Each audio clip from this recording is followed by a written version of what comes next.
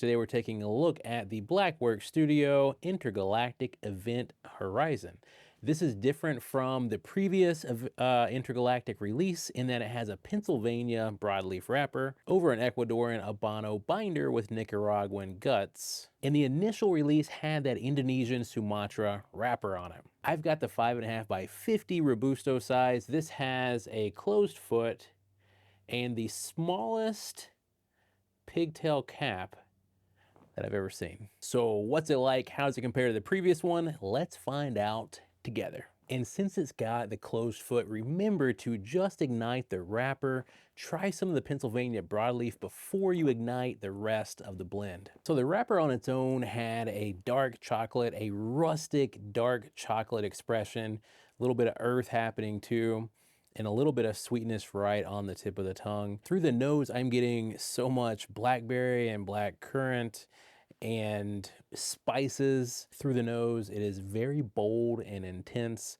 On the palate, not near as much, I don't believe, as the Sumatra wrapped Intergalactic, which I would have thought this one would have dialed things up in the intensity department. But I think this is a more balanced, more complex, more enjoyable blend to me than the original Intergalactic. Yeah, this is so jammy, yet spicy at the same time.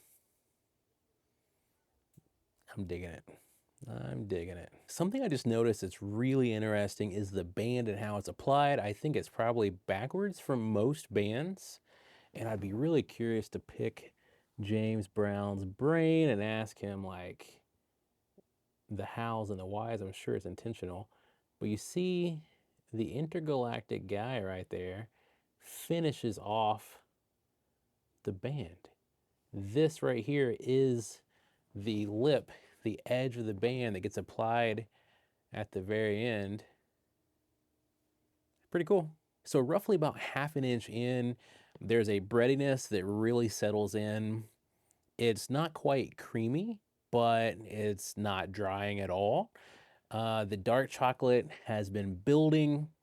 I got it on the wrapper, but not so much until now, but it's definitely becoming a force to be reckoned with. And pepper is kind of going away and it's becoming more of an earthy sensation. So right now there's an earthy backbone, but there's a dark chocolate sensation that's muting the earth slightly. Bready, like we talked about, still jammy. The fruity nature of this blend cannot be understated. I like it. I like it a lot. Definitely giving off some pastry vibes if you had a little bit of a spicy, robust, hearty pastry. I think if you enjoyed the warped upper realm like I did, this cigar should be high up on the list. Different factories, different blenders altogether, but they each have a bolder expression, and the black currant, the jamminess is so strong with these two blends, the Warped Upper Realm and Intergalactic Event Horizon, that, I mean, every now and then I get it from certain cigars. I think there was a review I did a month ago that had it, but these two stand out for me in that department. And if you're wondering, yeah, it's very cold. It's 25 degrees right now with the wind blowing. So I'm moving to my winter lounge spot on the front porch, and the heater's in front of me reflecting off of the brick. So if you hear a humming sound, your ears are not deceiving you. I couldn't get the sound out, and I apologize. Look at that. No smoke, but smoking. What I'm really liking about this cigar right now is the complexity. There is that sweetness, there's a little bit of the bitterness from the dark chocolate. There is that savoriness that comes through every now and then, that rustic feeling I'm getting. And sometimes it really does hit like what James Brown said in the press release, a little bit of chili powder. It's really interesting, but it's just a very balanced, complex experience.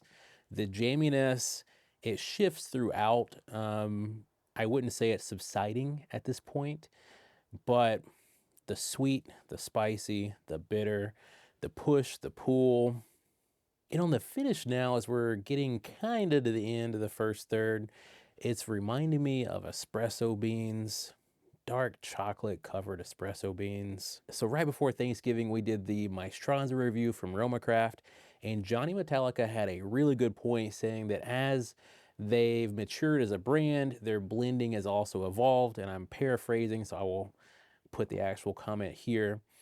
But I've always felt that way from James Brown as well. Throughout the years, he continues to evolve, and everything he's learning, he's putting into his blends. And personally, Blackwork Studio, it always pushes the envelope.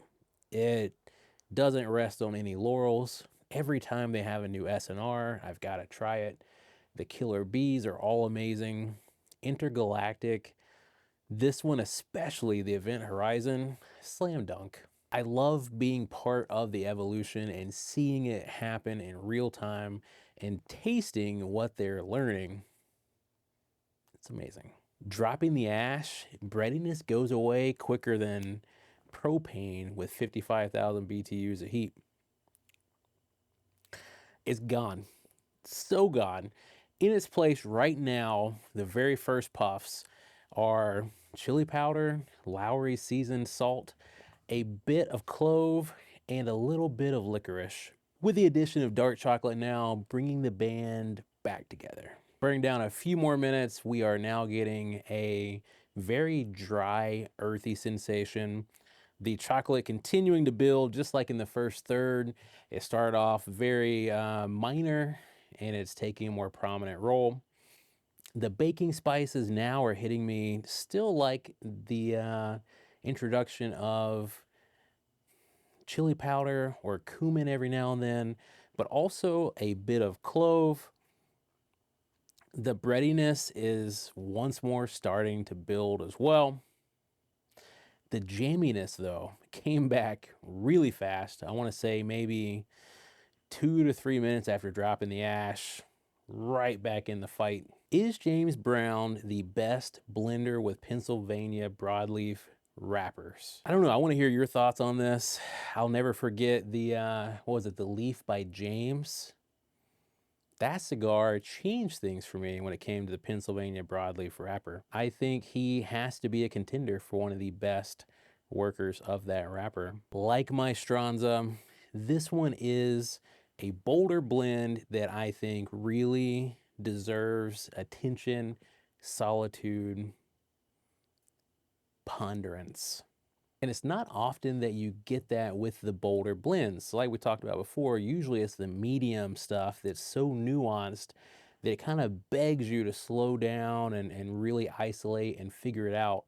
But Intergalactic Event Horizon, just like my Stranza, I think really deserves full attention because there's so many things going on under the hood. And please don't let my tasting notes stop you. I mean, what I'm tasting is probably muted because it is 25 degrees outside. It's cold as shit.